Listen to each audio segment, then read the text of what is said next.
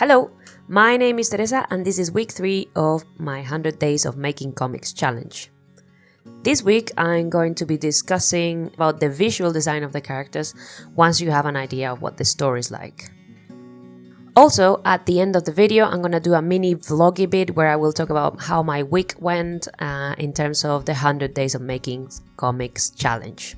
And in case you don't know, the 100 Days of Making Comics challenge is a challenge where every day for 100 days you have to do 30 minutes of work for your personal comic. And in this case we're all doing an anthology together as part of our community of the 100 days. And once the 100 days are over, we're going to hand in our 4-page comics to put them together in an anthology that is named Unicorns vs. Werewolves.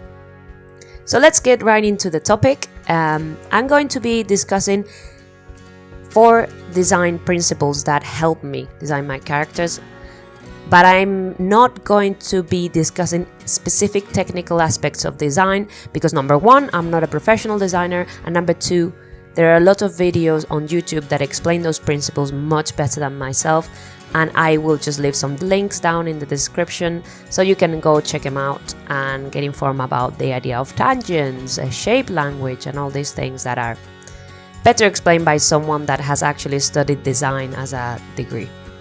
So here we go. My principle number 1, the first thing that I think is crucial to designing a character for a comic is to get an idea. And this is going to sound a bit silly, but you need a basic idea. And when I talk about a basic idea, it can come in 2 forms. For me personally, this basic idea comes in the form of a concept. It's not an image, it's a concept. I get this idea that this is a kind character, or this is a passionate character, or this is a character that makes you feel at ease when you're around them. And I just get this general feeling of what the character should feel like. And with this basic idea that I have, I go on to design and I try to translate that feeling into a shape. And this is where the part of shape language would come into the equation. And I'm going to leave a link in the description about shape language, but just to simplify the idea. If you have a character that is going to be aggressive, generally you want it to resemble something that is aggressive. And generally you would use triangles because triangles are pointy and pointy things are used to attack people. And so you have characters that are fighters, generally have a lot of triangles. For instance, Goku from Dragon Ball, his hair is all spiky. And you will see this happens in a lot of anime and manga where the characters have spiky hair. And that's supposed to be because they're, fiery, violent or aggressive characters. And that's the idea. You get this basic concept. My character is fluffy and kind, so that you base it around circles because circles are soft and round and cute. Or my character is like very grounded and just very strong. Then you base your shapes on squares, and that's basis of it. So for example, in these images that you can see now, I'm designing a secondary character in my story, which is called Loretta, and I just wanted her to feel kind and reassuring, like a good friend. And so I base her shapes a lot on circles.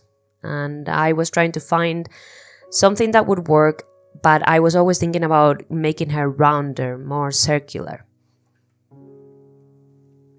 Now, not everybody is like me. Some people actually come up with an image in their head of how this character should look like, and you can work in reverse. You get this basic idea as an image, and then you can extract the personality and other elements of it from it. And that's how visual people work. I'm not a very visual person, so I work from concept to shape, but you can always work backwards from shape and image to the concept. So, there's no right way to go about it, but to have that basic idea either as a shape or an image or as a concept, as an intellectual concept, is the beginning of the process, the basic idea. So now you have your basic idea, which is going to act as the compass for every decision you make. You know in which direction you're going, but now you're going to have to start doing the design process. And the design process in itself, for me especially, is a lot about asking questions and about critical thinking. So it's a process of exploration where I change different parts of the design and I ask myself, is this closer or further away from the concept?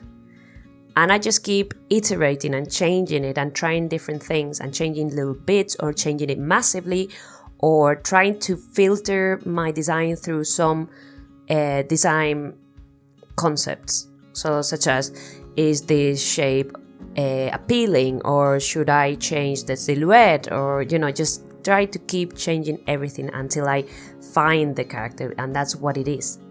I'm trying to find the character, and this is a very thinky process. What I do is I think a lot. I'm drawing, but at the same time I'm thinking about the character, I'm thinking about the world they live in, and above all I'm thinking about whether it makes sense for this character to look like this. This is my personal way of doing it, and I know a lot of people that don't actually care about function when they design. You can see a lot of designs, and one of the most infamous one is the breastplate armor, which is the armor that some ladies wear in fantasy illustrations where they have like the boob shape. And there's a lot of debate about that type of thing, because it's like, would you really have your boob shape in an armor? Wouldn't you just have a flat piece of iron in front of you? And that is a lot of what I think about. I think about, would this make sense? Would this be useful or practical or realistic in the world that they live in? And so I think a lot. While I design. I ask questions. Is this closer to what I'm looking for? Does this make sense? What does this say about the character? What does this say about the world they live in?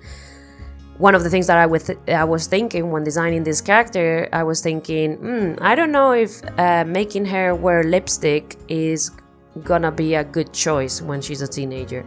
And then I was really thinking about it, and this is my world. I created the way I wanted, and in my world, teenage girls can wear lipsticks and can wear whatever they want because they're witches, they're powerful, and no one is gonna mess with them in any way, regardless of what they wear. So it's like, yeah, Loretta is gonna wear lipstick, she's gonna look curvy and beautiful, and no one's gonna give her, bad mouther for it, because that is the world I created. A world where teenage girls can wear makeup to school and nobody's gonna tell them anything about it. So while you're doing your design, you will start asking questions about the world they live in and who they are, and this is probably going to help with the story in general. So through the process of character design, you will expand on the world, you will expand on the characters, and visual development can, for me, be a great tool for story writing. So to recap, step number 1 is coming up with the basic idea, either as an image or as a concept. And step number 2 is to explore and ask questions and try different things until you find the character. Now, number 3 is not really a step, but I think is crucial to getting your design done. And is the idea that you can't get attached to anything. You need to keep iterating things, because initially I really liked the idea of Loretta having very long hair or like dreadlocks or something like that. I really liked that idea of her going from a child with a fluffy afro hair to going to a teenager that has a very elaborated hairstyle. And I don't know why, I was quite attached to that idea initially, but it wasn't working for me, and I tried, and you can't see in this video how much I tried to make that work, because I have a lot of sketches in my sketchbook where she has all sorts of hairstyles. I looked into African hairstyles a lot on Pinterest. I looked into so many things, and I just wanted her to have a badass African hairstyle because I really like them and I think they're really cool. But for some reason it wasn't working, and I had to let go of the idea and just keep making her round and fluffy, because I was moving away from the concept by doing these hairstyles that I find really cool. I just wanted to change her design from when she was a child to when she's a teenager, because I wanted to show how she has changed throughout the years, and I thought changing the hair would be a way to do that. But I don't know, I'm still looking into it, I'm still thinking about it, and don't get attached to anything. even if you think that it's gonna be super cool. And now my design principle number 4, something I think about a lot, is that my characters need to always be fun to draw. Again, this is a personal principle of mine, because I find that if I just don't enjoy drawing the character, it's gonna show. It is really going to show. And for me, it's gonna be a much more painful process to make the comic if I just don't like the characters. So even though I have this concept and I'm trying to find the perfect design, even if I find that design that conveys that idea perfectly, because I am the one that is going to be drawing this comic, I have the privilege as the writer, the character designer, and the line artist to just throw that design away and find one that is equally effective, while at the same time being fun for me to draw. And what I really think is that there's no perfect solution to a character design. There's not just one solution. When you design, you are looking for the perfect solution for your story or the story that's been given to you. And this is creativity. There's not only one answer. This is not maths. So if you find that design that really works for the story, but when you are drawing it on your sketchbook, you're not interested, you're not having fun, then, why not start again? Don't be impatient. You're gonna be drawing this character for a long time maybe, and taking the time to design it so that you are happy with it is the most important thing, really. I saw this quote that encapsulates a little bit what I'm trying to say here, and I think this is one of those misattributed quotes, but it was supposed to be by Lincoln, the American president. Apparently, he said that if he was given 8 hours to cut a tree, he would spend 7 of them sharpening the axe. And I don't know if he actually said that, because you never know with these internet meme quotes. But, I think that's pretty much what I'm trying to say. If you're gonna rush through the design process, later on when you are executing the comic, when you're drawing the comic, you're gonna run into a lot of problems. So don't rush it. Make sure your designs are effective before getting started on your pages. And of course, make sure that they are fun to draw, because you're gonna be having to draw them in a million different positions for pages after page after page. So make it fun. Next week, I'm gonna be talking about design again.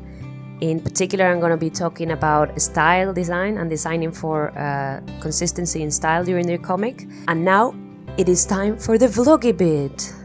Okay, so once again, I find myself talking about my week, and I have absolutely nothing of interest to say other than I got my 100 days done, meaning that I did my half an hour every day, and that I struggled massively to design Loretta. I don't feel like I've finished, actually. I don't feel like she's completely there, so I'm gonna probably continue with her, but I think I'm gonna give it a break at the moment and just use her child self for the style exploration that I'm gonna do next week.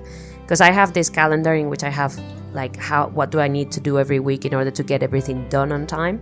And it's time for a style exploration next week. And to be quite honest with you, I'm happy. I'm happy that I'm moving on, because you can't see it in the video, but I've been researching African queen warriors. I've been researching African hairstyles. I've been looking at pictures. I had 5 or 6 pages on my sketchbook full of faces and different eye shapes, and I was just going bonkers with this design. I just couldn't find the character.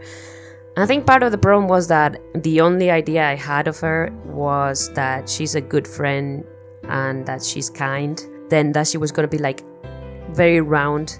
And when I thought of round, I thought of, afro hair. And that's all I had. That's all I started with. So yeah, it's been pretty pretty difficult to get that design done. Other than that, I've been half failed still, and it's been a bit of a struggle, but I got it done. And a couple of days I didn't do it at the beginning of the day, and I got quite worried that this was the beginning of the downhill and that I was gonna fail again. But I stayed on top of it, and I'm happy to report that I didn't miss any days. So what day is it today? The 20th. I think it is the 20th. So 20 days on, no missed days, half an hour every day, and on schedule for my planning. So yeah, I'm pretty happy. I also had time to go to a friend's birthday, and I've been playing some games. I've gone back to playing Ocarina of Time, and it really affected the way I was designing Loretta.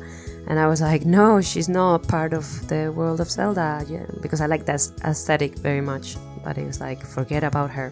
So I went back to watching Sabrina the Teenage Witch, and then I got really affected by that really cool black character that is in the story, and I wanted to make her like her, and I was like, no, stop it, this is not your character, because this character in Sabrina is not like a kind, considerate person. She's like a evil witch with a pact with the devil. Managing my influences and how absent-minded I've been all week has been hard and has affected a lot the design process. But I have something that I can work with, which is the child, and I'm just gonna move on to style design next week. And that's it. I hope you enjoyed the video, and if you're doing the challenge, I hope your week went well, and I will see you next week. Bye bye.